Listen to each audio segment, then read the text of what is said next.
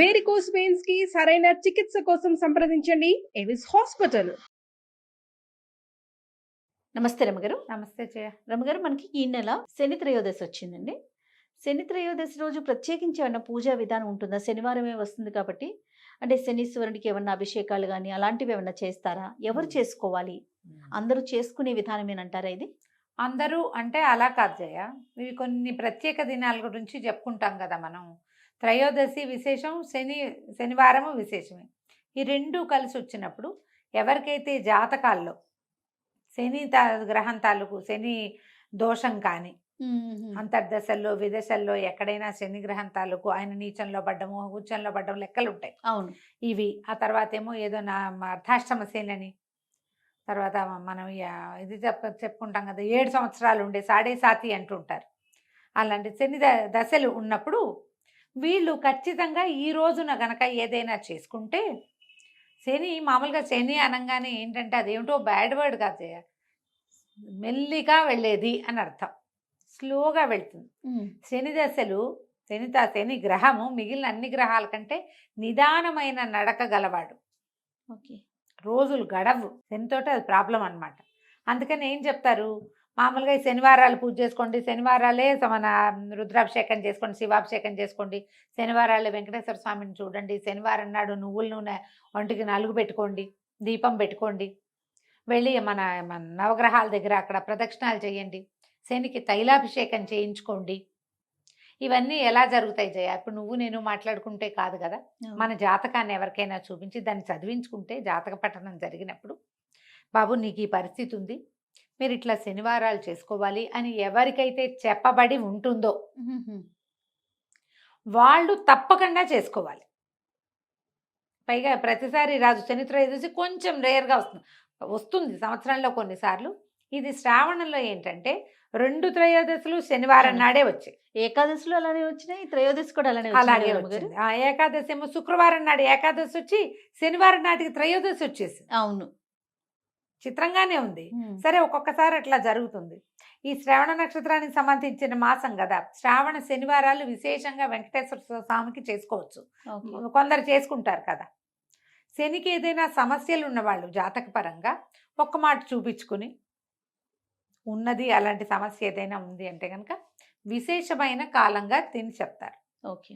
దేవాలయానికి వెళ్ళటం, శనికి తైలాభిషేకం అవి చేస్తారు. నవగ్రహాల్లో శనీశ్వరుడు ఉంటాడు కదా, ఆ శనీశ్వరుడికి ఇట్లా అభిషేకం చేస్తారు, తైలాభిషేకం చేస్తారు. చిన్నటి నల్ల గుడ్డల్లో నువ్వులు పోసి మూట కట్టి దాన్నే దీపంగా వెలిగిస్తారు.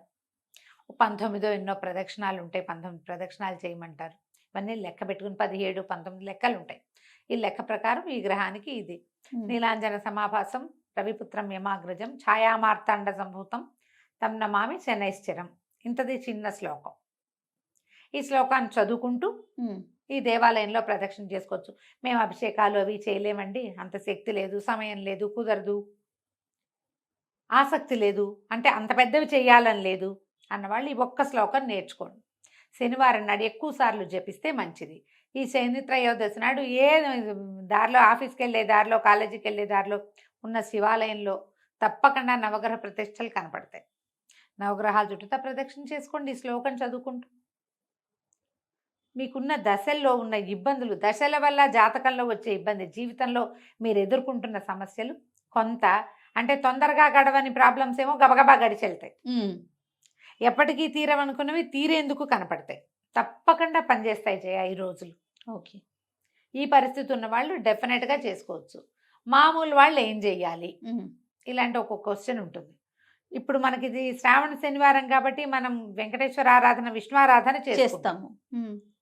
విష్ణువాలయానికి వెళ్ళినా మీకు మంచిదే, శివాలయానికి కూడా వెళ్తే ఇంకా మంచిది, ఇంకా మంచిది. శివాలయానికి వెళ్ళి మనం కూడా ఒక 3 ప్రదక్షిణాలు చేసుకోవచ్చు. మామూలు వాళ్ళు కూడా అందరూ చేయొచ్చు.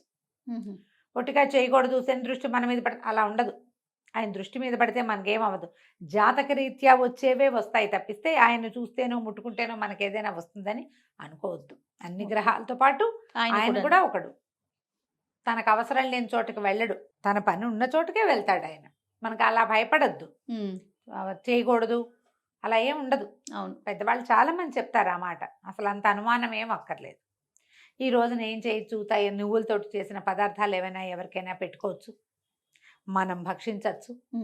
ఇంట్లో ఏదైనా కాస్త నువ్వుల నూనెతోటి దీపారాధన చేసుకోవటం, ఒంటికి నువ్వుల నూనె నలిచి రాసుకుని అభ్యంగనం చేయొచ్చు. తలకి ఒంటికి రాసుకోవాలి. మేము 100% శనివారం నువ్వుల నూనె రాసుకుంటాను జయ నేను. మానకండ అది ఎప్పటి నుంచో అట్లా అలవాటు, అదే పందా. దీనివల్ల ఏంటంటే కొంత మనకు కూడా ఒంటికి బద్ధకము అవి పోతాయి. ఓకే. స్లోగా నడుస్తున్నది కొంచెం స్పీడప్ అవుతుంది. ఒకవేళ మీకు ఏదైనా మీ పరిస్థితుల దృష్ట్యా అనుమానంగా, భయంగా అలా ఉంటే కనుక, ఆందోళనగా ఉంటే ఎవరితోటైనా మీ బర్త్ టైము, ప్లేసు చెప్పి జాతకం చూపించుకోండి. ఉన్నప్పుడు ఇలా 2 ఒకే నెలలో, అది కూడా పవిత్ర శ్రావణ మాసంలో వచ్చినాయి కాబట్టి త్రయోదశులు, మంచి ఫలితం లభించడానికి అవకాశం ఉంది. సమయం ఉంది కాబట్టి ముందే ఈ జాతకం సంగతి పరిష్కరించుకుని ఓకే. అవసరమైనవి, అవకాశం ఉన్నవి జరిపించుకుంటే మంచిది. రమ్మగారు, ఇప్పుడు ఈ గ్రహ దశలు ఉన్నవారు మాత్రమే నూనె రాసుకొని ఇట్లా స్నానం అది చేయాలంటారా, లేకపోతే మామూలు అందరూ చేయొచ్చా?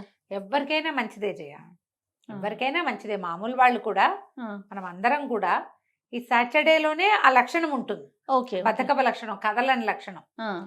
అది రాసుకుని మనం చేస్తే జీవితం ఉత్తేజంగా ఉంటుంది. చేసుకోవటం మంచిది. తర్వాత కొనకూడనివి, లేకపోతే తినకూడనివి, చెయ్యకూడని పనులు అలాంటివి ఏమైనా ఉంటాయా? ఉప్పు, ఇనుము, తోటకూర కొనకూడదు అంటారు. అవి 3 శనిగా చెప్తారు. ఇంకా ఏవో కొన్ని ఊళ్ళలో ఏవో చెప్తారు జయ.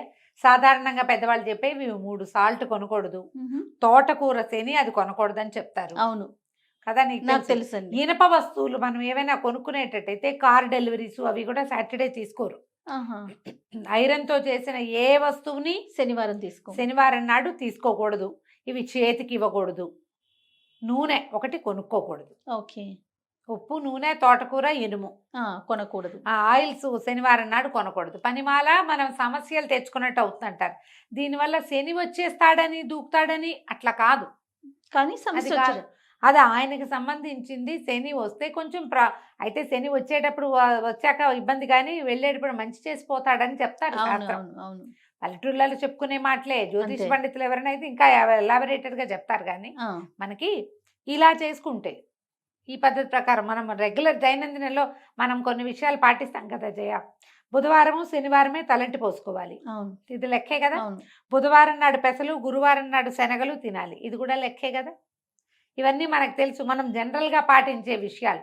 సోమవారం సహించదు, మంగళవారం మన్నదు చెప్తారు. సోమవారం కనుక ఏదైనా కొత్త బట్టలు కట్టుకున్నానుకో చిరుగుతాయి అవి. సోమవారం సహించదు, మంగళవారం మన్నదు. మంగళవారం మన్నదంటే ఆ గుడ్డ పాడైపోతుంది, అందుకని మంగళవారాలు వేసుకోకూడదు అంటారు. ఊళ్ళల్లో చెప్పుకునే మాటలే, పెద్దవాళ్ళు ముందు నుంచి చెప్తున్నవే కదా. మనకు కూడా వీటిని పాటించుకుంటే మంచిది. ఈ రోజు నీవి కొనకూడదు అంటే ప్లాన్ చేసుకోండి, మీ ప్లానింగ్ కోసమే. ఎప్పుడైతే వస్తే అది చేసేయకూడదు. ఏదైనా కొనడానికి ఒక ప్లానింగ్ కావాలా, ఖచ్చితంగా. దానికి నీకు ఫోకస్ కావాలా, ఓ లిస్ట్ కావాలా, దానికి నువ్వు ఎంత బాగా ఉండాలి, ఆర్గనైజ్డ్గా ఉండాలి. మరి ఆర్గనైజేషన్లో భాగంగా ఈరోజు ఇది అంటే ఒక పంక్చువల్గా జీవితం పద్ధతి ప్రకారం వెళ్తుంది. అందుకే ఇవన్నీ ఏర్పరిచారు. వీటిలలో కొన్నైనా వాడుకోండి, కొంతైనా పంక్చువాలిటీ అవి వస్తాయి మనకి. అవునండి. ఆలోచించండి తప్పకుండా రమ్మ గారు. నమస్తే. నమస్తే జయ.